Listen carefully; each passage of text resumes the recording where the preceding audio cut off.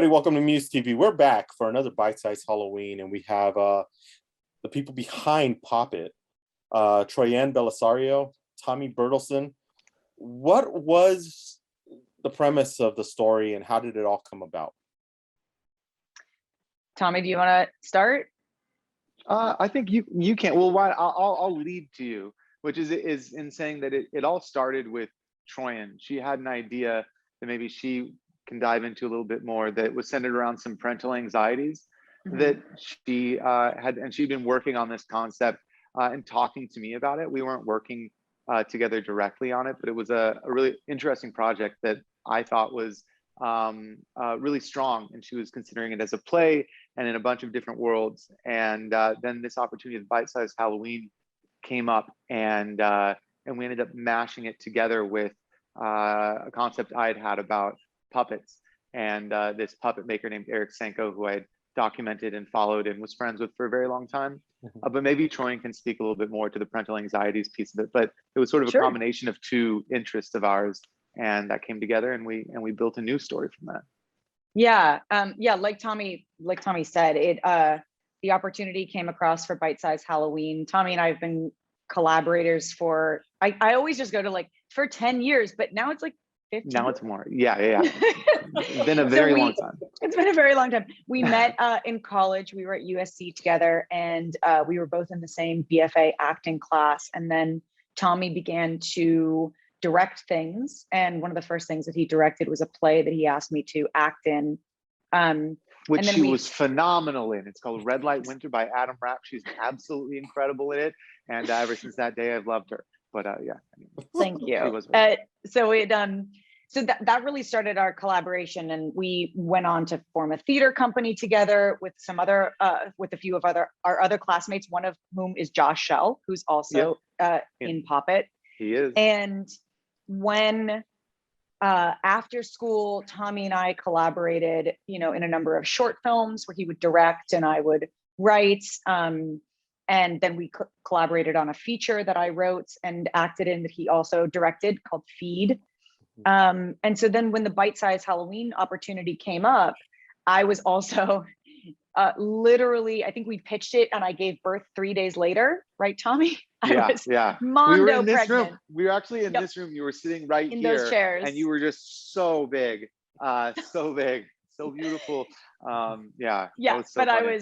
I was ready to go, and so they were like, how are you going to do this? And I was like, that is why I am here with my best friend and collaborator, Tommy, because I know that like we are very, very good at passing the baton back and forth, and we can do this if we work on it together.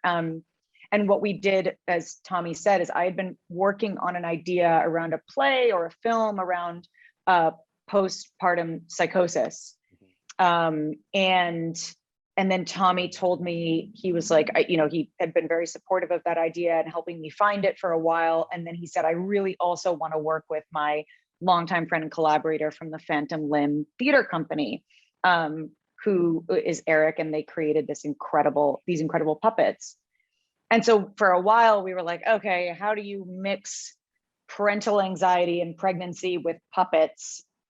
And then I kind of came up with I was like, okay, well, what if we go into like the classic, the puppet thing that always jumps out to me is Pinocchio and that story. But we were like, what if we, instead of Geppetto being a single father, what if it is a grieving couple?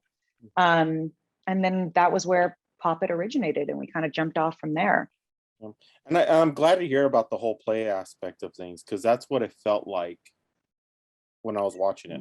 Love to hear that. The look, the feel, the backgrounds, everything felt like like I was watching a play. All right, Michael, that's the intention, but hopefully not in like some sort of a stilted way, right? Where we're just like sitting there staring at a dead stage. But there's a theatrical element, because these are theater makers that we're making this project about. So that's very cool that some of that came across. Because this is what I like. Every one of these bite-sized Halloween all have a different take, a different feel, a different look to it. Some of them are comedy, some of them are horror, some of them deal with real life issues that are brought into this horror scape. And this is one of them, where you've taken an issue that many people have and turned it into a horror film. Yeah. Which to many, in reality, it is a very, very scary situation. I'm not a parent, I've never been through that, but I could imagine how scary it could be, because I talked to my friends who have kids and they're like, yeah, oh yeah, I was terrified. Like Right. this is the And most terrifying experience.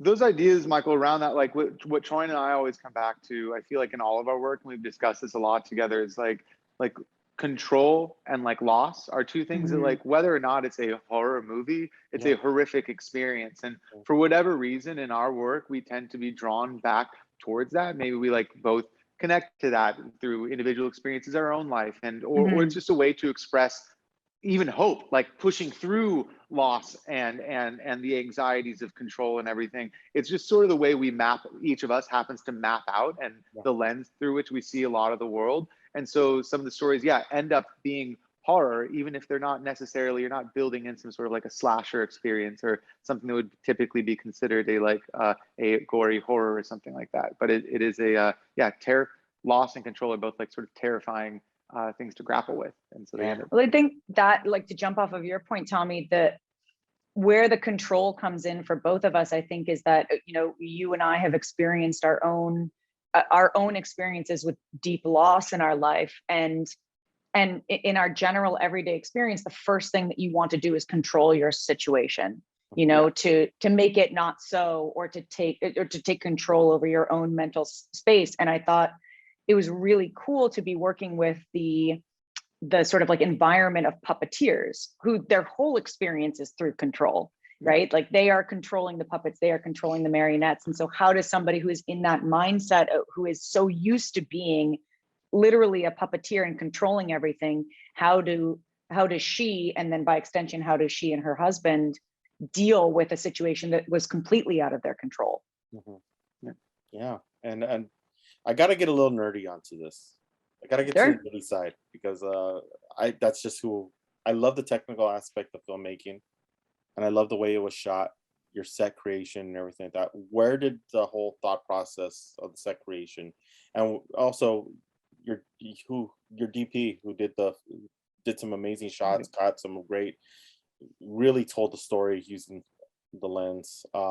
Please tell me a little bit about all that. We had a really talented team. Igor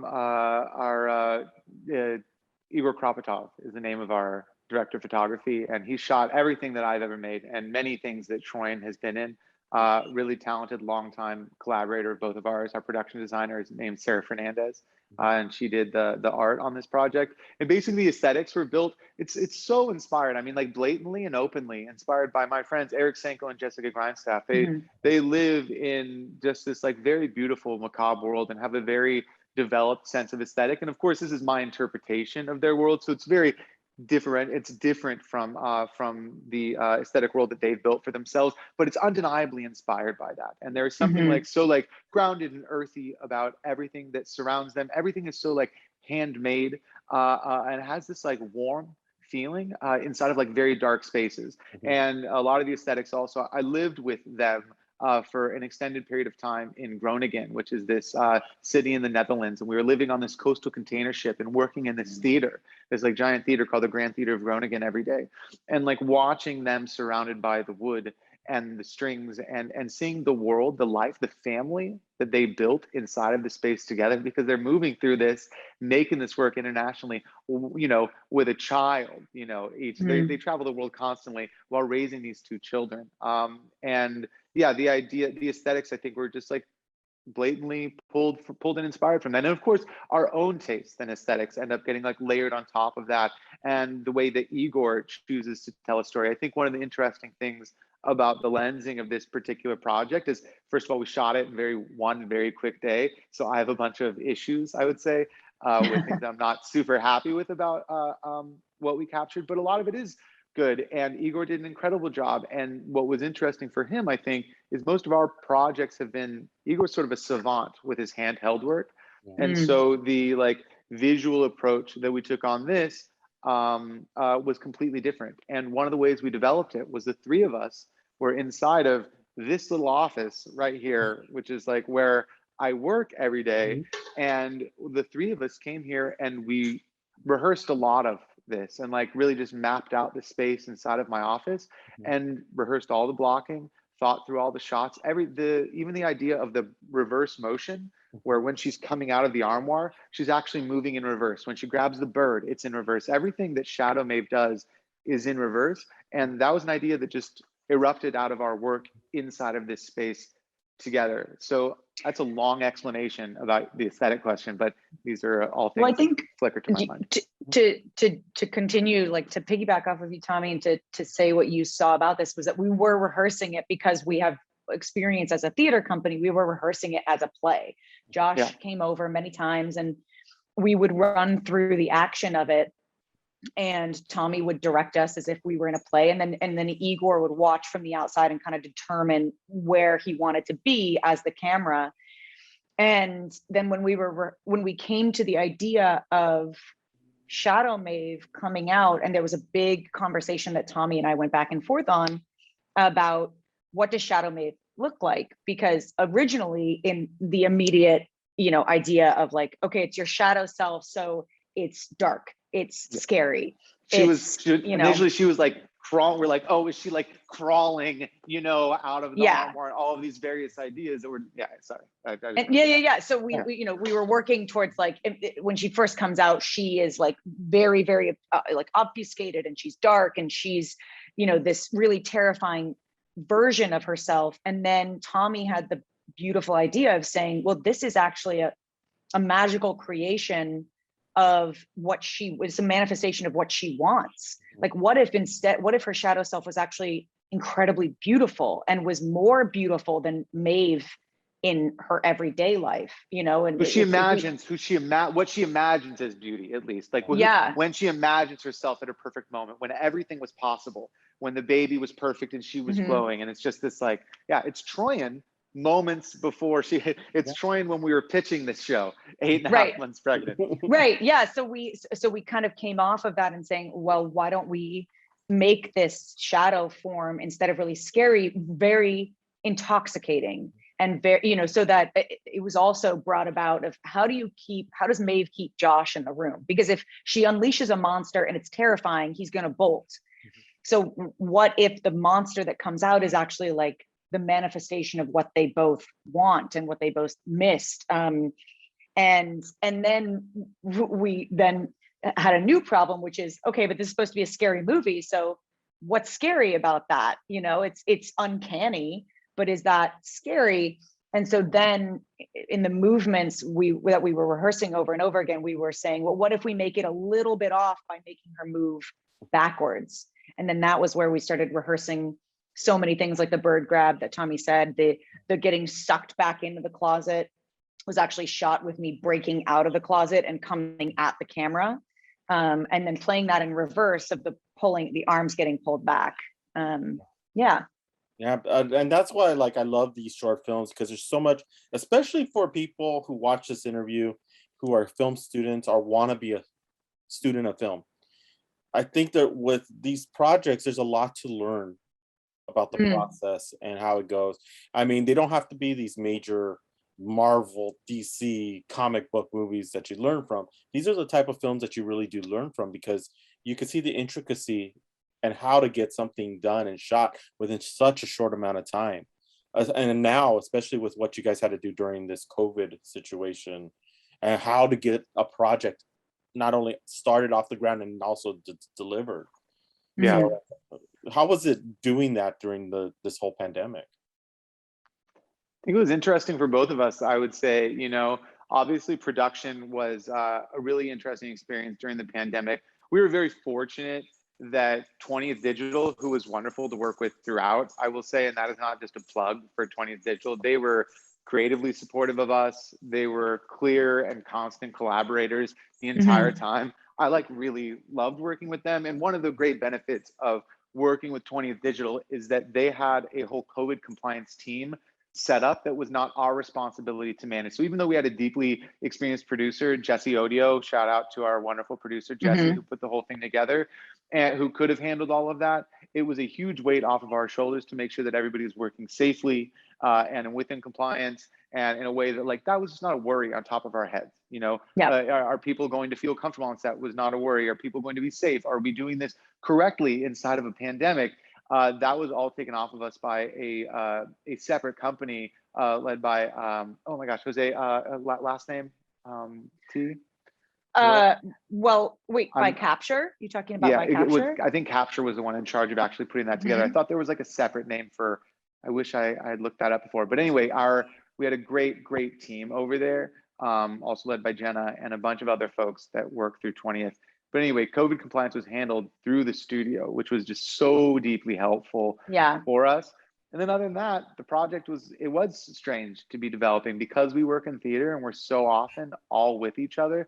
Things like production meetings and scouts are all very different. I'm so used to running around a space with my collaborators and sniffing, smelling, scratching, pulling at everything like we're like a big family team.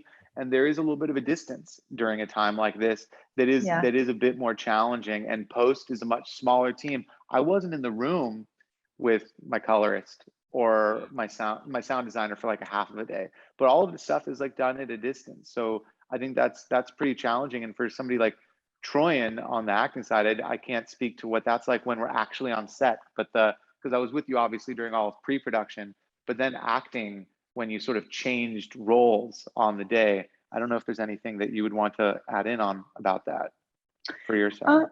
I mean, I think I've had the fortune of having a few different experiences on sets now during COVID, and so the protocol actually kind of feels normal to me. And it was just really nice to be in a space, like Tommy was saying, where everybody else was really taking care of us and was in the practice of doing these shorts. The other thing is that we were working with a lot of people only for one day, and so many folks on our crew were coming from other jobs, going to other jobs. So it was really important that everybody was super protected, on set and from each other, so that they could go back to work on whatever TV show they were working on or something like that. And it was really kind of a wonderful weight off of our shoulders, like Tommy said. Yeah, and Tommy, I relate with your whole issue with the editing, because like I haven't seen my staff in about a year and a half.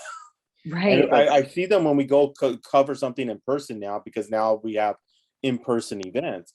But my editing team, I'm not there when they're editing, and unless I'm editing the projects. And it's very, like, for me, it's I can understand how tough it could be, because there's things like I'm like having to call them and go, I'm looking at your footage, but hey, you got to cut this, and this, and this. And it's so, I can only imagine what you guys have gone through with it. Yeah, I can't imagine. Luckily, the editorial part, I got to be in the room with Blake Holland, our very deeply talented and wonderful human of an editor, but all the other parts of the post process. And I do feel for you under those circumstances, Michael. That must be extremely challenging. I also want to note, Dilara is Jose's last name. I kept wanting to say Ilar because of Ilara Pictures, the Safdie's company. And so I'm sorry, Jose. But yeah, Jose took care of us and really saved it. Jose Dilara. Awesome. So overall, I've been talking to all the directors. They're all very excited of the fact that 20th Digital has been like, hey, these projects could develop into something more. I mean, what is it? Is there going to be something more in this? Because I could see with a lot of these, there's so many different aspects you could take them into. Like with yours, you could go onto the stage, you could do television, or you could do film. What are the next steps into where you want to take your stories? Tommy, do you want? I know, right? Yeah. You always say, we do see a future for it, I'll say, and then Troian can speak to that. Yeah, we do see a future, I think. We definitely do see a future for it. I think the excitement that that Tommy and I have, because a part of pitching, like you said, if this is for educational purposes and for future students or filmmakers who are a part of this process, a part of the pitch to that we did to 20th was initially not only to pitch the short film, but also to pitch, and here's where we would world. So sorry, T. I'm not sure if did you lose her as well? You just paused. I just skipped for the important moment. Probably in this moment. Is it a secret? No, I was saying part of the pitch is that we had to pitch not only the short film, the short version, but also a larger pitch for how we would see the feature. And so we pitched that initially, and then it gave 20th the opportunity to see how we did and what we produced for the short, and then to tell us we are interested in hearing, you know, a more detailed pitch of what the feature would be. So that's actually what Tommy and I are working on. We've been working on it for the past like 2 weeks, and building this out. I think we would want to build this out into a feature. It would be fantastic if we weren't in COVID to build this out into a play, because it would be epic with Phantom Limb. And I could living in the world of a stage show with like a collaboration between us and Phantom Limb. That would be amazing. But yeah, right, Tommy? That's kind of where we are in terms of building it. We do see a feature, and we are currently talking with 20th. Is how I would phrase that. And and I think that's we would love for that to happen. And so, well, I see big things for your projects in the future. I really like the way it looks. I love the way it feels. I could easily see it becoming a play and becoming more in different, especially in different mediums as well in this world. So I think you guys have something really special within this project that could branch out to more. But thank you so much for being a part of this. I mean, absolutely. It's funny how we could talk about an 8-minute film for like ever and really dissect it, because you guys did a great job on this. And I think a lot of people who see this film are going to really get inspired to do more and to really try and take advantage of the opportunity that they're watching on screen. What can you tell the MUSE TV fans to join Hulu and watch POPPET? Oh man. To inspire them to hop on and check it out? Yeah. I think we're going to want to pass back and forth to each other on this one and say, you do it. But I mean, convincing anybody to do anything, you can't make anybody do anything, right? Like, it's impossible. We try to coerce them by telling somebody this or that, but they're going to find something that they latch onto. The truth is that 20th is making a hub and a home for folks who are making interesting work and to take risks on projects. And Hulu, likewise, is doing that on their own larger scale, right? And I personally think Hulu's ascendant at the moment and is the most interesting streamer out there. And I think 20th Digital, it does have a cool partnership and is making a dynamic and riskier projects and rolling the dice on some fun filmmakers. And I think that's worth checking out. And I think it's worth tracking people who are taking risks. And I genuinely think that they're doing that. So if you're interested in supporting that or paying witness to it, then you should hop on. I don't know what a pitch that is, but that's how I would. I think it's a great pitch, because I think like right now, especially, you know, we're at this time where there's a lot of new content coming out, but even on things like Hulu, you know, when you see a feature film, it is at such a different level of development. And a lot of that feature film, you know, it might have to do with a director being at a certain point in their career, getting that opportunity, or an actor being at a certain point in their career, whatever it is about the film. And I think what Tommy had said, which is really special about what they're doing with Bite Size Halloween, is they're giving these opportunities for very, very like different and diverse voices to, you know, have a little like spotlight and moment on the stage to tell the kind of story that they're interested in telling. And as an audience member, I think it's really exciting because you get to watch that and then determine for yourself, like, oh, I want to see more from that person. And then that'll lead you down the rabbit hole of, you know, Tommy's work and Tommy's other films, or, you know, or somebody else like on the platform. And I think it's a really great way to showcase, you know, different voices. Yeah. And I think you guys did an amazing job on this. Thank you so much. And you can also catch Michael. it for free on Hulu, on YouTube though. So it's behind the paywall on Hulu, but we're one of the 4 projects that got sponsored on the YouTube page. So I do want everybody to sign up for Hulu because I want to be a good boy here and support that. But I also want to say that you can get those clicks and also witness the whole short, minus the credit sequence and one of Eric's great songs. But most of the movie is available right up there on YouTube. So everybody should check that out. Oh, and that's great for you guys because it reaches a different audience. I mean, the way things are now, like Hulu has one type of audience and YouTube has another type of audience that's a little, primarily younger. So Yeah. and I think you cover all of your bases when you do something like when they do something like that. So it's great for you guys that you're really showing it to a larger audience and getting that fan base. But thank you so much for talking with us. We really appreciate it. Thanks for And having us. definitely. And if you want to find out more, we're gonna put links in the description so you could actually see it and watch this film. And stay tuned to anything that they have coming up because we will be covering it and letting you know for next projects. But thank you so much, guys, and we'll see you next time here on MUSE TV.